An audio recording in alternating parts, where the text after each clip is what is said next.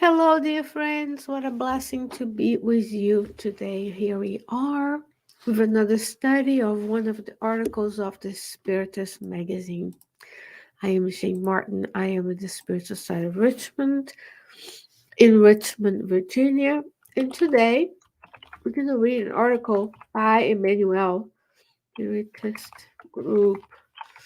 He entitled this article in the Spiritist group. So today we're going to specifically appeal to the hearts that feel the call of the Master to serve and be part of a Spiritist group. And we'll see what he has to say. As always, we want to encourage everyone to go to spiritistmagazine.org, where you'll find all of the issues of the magazine free of charge, as well as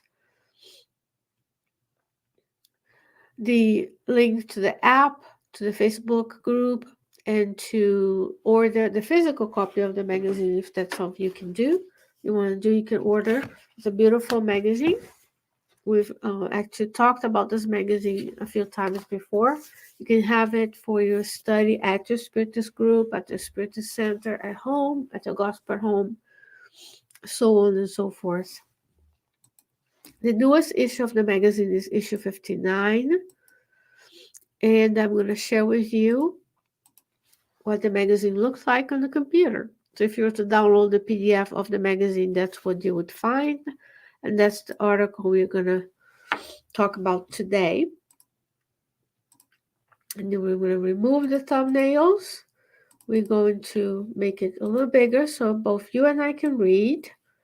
And I do this live so that you can also do it at your home, at your Spiritist center. There's no special fancy things you need to do. You just need to prepare, come with an open heart, ask the mentors to help us to learn and to grow, and so on and so forth. And of course, we want to encourage everyone to like, to share, to subscribe, because we want the good to prevail on the earth. We want the good content to be shared with others who might be in need of help as well. So without further delay, in the Spiritist group by Emmanuel, through the mediumship of Francisco Cândido Xavier, or Chico Xavier, as everybody refers to him lovingly. The first thing you'll see is a Bible quote in the New Testament by Matthew chapter 18, verse 20. For where two or three are gathered together in my name, there I am in their midst. That was said by Jesus in Matthew's Testament, in the Gospel of Matthew. Isn't that beautiful? So today, you and I, if you're alone, in the physical realm, because you're always in the company of the Spirit mentors and guides. If you're here with us, with all the other listeners, we are gathered in Jesus' name to discuss our contribution to the Spiritist doctrine in our groups. Therefore, Jesus is with us. Doesn't it change the way, I haven't even started the chapter, doesn't it change the way we see the opportunity of coming together? Because for many lives, and even in this life, we may have taken for granted the opportunity of coming together to do something. We've come together to enjoy, to have leisure time. But what if those opportunities were also one of service? Service to one another, service to the spirits that are with us, service to the community. Why can't we have a leisure time serving the homeless, going to a shelter, visiting the nursing home as we do here in Richmond every second Saturday of each month? Why does it have to be always about fulfilling the needs of our physical senses? Why can't we combine it? If we think about all of the reports of André Luiz in his books, including the reports of Emmanuel in his books, the spirits to help us have joy and pleasure and happiness of serving us. And they're serving us. They're time for leisure, but it's a very different kind of leisure than we think of on the earth. So we're here together. So is Jesus with us as well.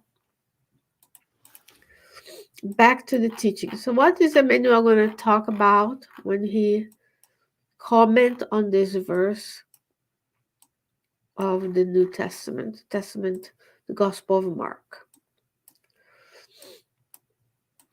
He says, having come to understand, I'm going to make it small so we only see what we need to see.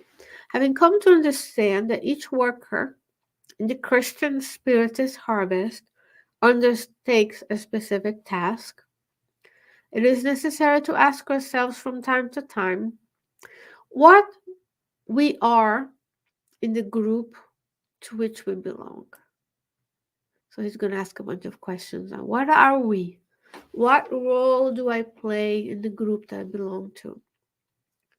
And that's keeping in mind, as he says, that each worker has a specific task. Now, the Spiritist group and the Spiritist sense belongs to Jesus. The plan for a Spiritist group is predates us by hundreds of years, as we learned in the book Voltaire, that we learned in the book by in the behind the scenes of the Spiritist Center. Hundreds of years, we commit to coming back and starting this endeavor. Ultimately, the movement of spreading the good news is Christ's. We are just taking roles and implementing because the mentors and guides need the physical reincarnated beings to do the work, right? They can't materialize in the Spirit Center for us. It's up to you and I to take a role.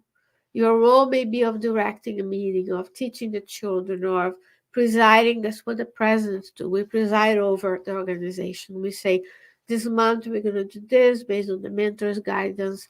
These are the missions and values. These are the organization. But you, as a worker, you have a specific task. What are we? But from time to time, we need to ask ourselves where we are in the group. What kind of role am I taking? He says, am I a key to solving obstacles or an element that exacerbates them? When I come to the Spiritist Center, do I always look for what's missing? Do I always have an opinion instead of accepting the way things are? There's a reason why things work a certain way. There's rules. We start on time. Oh, but I don't like to start on time. So don't come. I don't like a message. We can go. That's why there are many Spiritist centers. Any of us can go and start a group and make our own rules. But we're respectful of the time of others that come here. And we're respectful towards the mentors who take that time, who are counting on us to bring the spirits and do the work they do in the spiritual realm. Am I a key to solving the obstacles where I see a piece of trash, a trash can that is full, a bathroom that needs to be cleaned? Am I the one taking initiative and going? Or I'm just pointing out what's missing? A lot of us do that. I don't like to go to the Spiritist Center because of X, Y, and Z, but I'm not starting my own to see how hard it is. Right? So we have to change our attitude. So are we a constant companion who attends the lesson? Just 1 second, friends. I'm going to check my connection here real quick.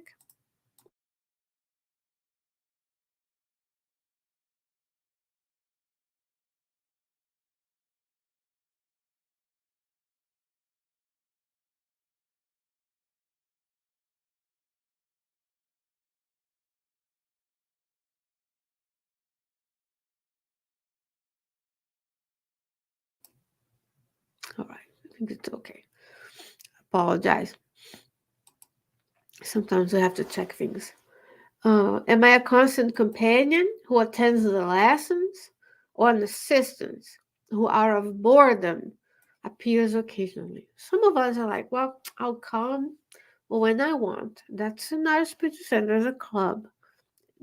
In many organizations on the earth, we can drop in and out, right? We can go to the gym, Zumba class or not, spin class or not, football group or not, PTA or not. We can choose. The Spiritist Center, am I a constant companion in which the work can be counted upon? Because when you don't show up, the ones who are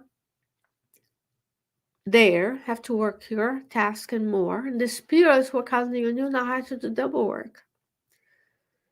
So especially in the US, when so few spiritist centers are there, the group is so small, one piece of the group, one person inside the group can derail the works, because when a spiritist center director or president needs to do an activity and we count on, speaking out of experience, we count on someone to read a message, to do the water, to help with the computer or the internet, wherever they are, and they don't show up. Now we have to reassign, and that may not be what the mentors wanted of us.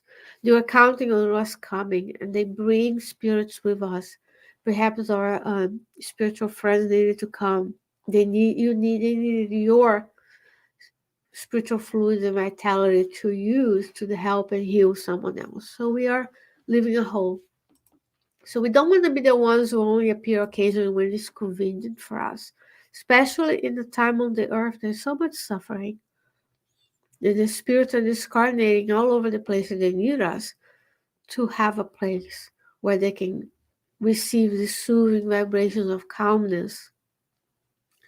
And then it also shows behavior as a language. If I only show occasionally, it might not be as valuing spiritism as I say I do, right? A lot of time for self-reflection. Nobody's judging anybody. We're just reflecting together. Am I a friend who understands and helps, or a critic who complicates or disapproves? Am I coming in and seeing someone who is a little bit down and I go talk to them, or I'm just saying, every time I look at someone, I see the negative. I go to my group, I see what's lacking instead of what's missing. So we want to be the friend. We want to be the companion. People know they can count on you every week, a few times a week. And not someone who is always going to point out what's wrong or give advice when we're not asking, right? So are we a balm that restores, or a corrosive that poisons? So the words that come out of us, sometimes the emanations that comes from our hearts and our feelings, our thoughts, are we allowing people to feel calm around us, restorative, or are we always corrosive, always gossiping, saying things and people don't like to be around us? Are we a nurse, or in this case a physician, right? A healthcare provider who is dedicated to the good of the community, or a patient who must be tolerated and treated by others? So are we there to help? We sometimes we'll be the patient. In certain times in our lives, we may be more vulnerable, we may be ill, and we'll be the patient. And we have to be humble to come to the director of that group and say, hey, I'm not feeling well this week. Can I receive the passes instead of giving? Maybe I have an illness and I have to be at home. But we communicate. We let people know. But we want to go from receiving. So, because sometimes year after year we go to the center, we study, but we never give back. We don't use the talents we have, in which capacity we can, to the spiritist cause. But we take. And that's not even fair to the mentors who are giving so much to us. So what are the talents that you have that you could give today to the center? Can you make messages? Can you read something? Can you say a prayer? Do you play an instrument? Do you translate messages? There's so much work that needs to be done that we can be the nurse, the physician who nourishes the patients who come. Are we a spring of help, or a desolate heath with no benefit to anyone? Again, are we just the ones who take and take and take? A support in good works, or a crack for the influence of evil? Are we, when someone comes to us and says, well, let's do a fundraising for the homeless, or when I come to someone and say, well, let's go volunteer with the elderly, I'm the one supportive or make it happen, or I'm always saying, wow, well, those people ended up where they ended up because of their own actions. I always see what's missing. I open myself up to the influence of spirit, so don't want to see our work move on. That's very dangerous, because it can lead to more to greater steps within the realm of obsession. Because we are like, who they think they are, the directors. We have people like that who criticize, but never able to help and never able to step up and do. So we want to be the supportive one, the spring that gives the fresh water, the nurse and physician who dedicate ourselves to the good, the balm that restores, the friend who understands, the constant companion, right? Are we a fruitful plant or a destructive parasite? A spring of peace or a vehicle of discord? Because a lot of us go to Spirit Center under the influence of spirits. Hopefully, we don't go under the influence of substances. And then we are there to bring discord and to find problems and never go along. We always combative, we always dismissive, we always, but I want to do it my way. Then you go respectfully and start your own group. Then you can do your own way with the spirits that want to be around you that way. But the mentors, when they come and give us instructions, there's a reason. So it's also an exercise in humility to know I don't know everything. Jesus is at the realm. So Jesus is guiding the ship, which is the mother lode, mother earth, floating is this infinite blue dot in this infinite universe of ours. So I want to be the peaceful. I want to be the one who brings people together, who does things. Am I a blessing to the group or am I the problem? The question remains. It's up to you to respond in your situation. And we're not shaming. Remember, when we do this evaluation, as he's going to say, the opportunities for switching the gears. If I find myself in a state of mind where I'm destructive, when I'm always looking for what's wrong, I'm always combative, I'm not getting along, that's an opportunity to say, okay, now I can change. Let me do differently next time. Let me build something different. And then I move on. He says, let us make such an evaluation and move verily without difficulty if we are simply in the Spiritist doctrine or if the Spiritist doctrine is already clearly within us. Am I in the doctrine? Or have I allowed the teachings that come from the Spiritist doctrine to be inside of me? Beautiful play of words. Are we in it or is the doctrine in us? Because if the doctrine is in us, as our guiding model is Jesus, we would be a blessing, we'll be peaceful, we'll be supportive, we'll be helpful, we'll be dedicated to the good works, we'll be the restorative, we'll be a friend, we'll be the constant companion, we'll solve obstacles. And that's the goal, to allow the Spiritist doctrine to be inside of us. Probably listening to my mouth roll tails. So this is from the book Follow Me by Emmanuel for Chico Xavier. Of course, not translated in English yet, but you can find it on the 59th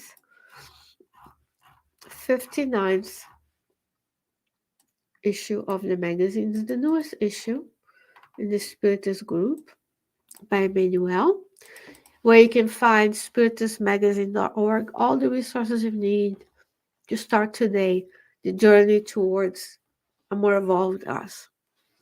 If you have a talent you like to contribute, have a question or comment, you can write to the editor-in-chief at spiritistmagazine@gmail.com. Dear friends, what a blessing to be with you today. I hope you stay well. I hope you stay safe. And God willing, I'll be back with you next week. Until then, take care of yourselves and someone else, and I'll see you then. Bye-bye.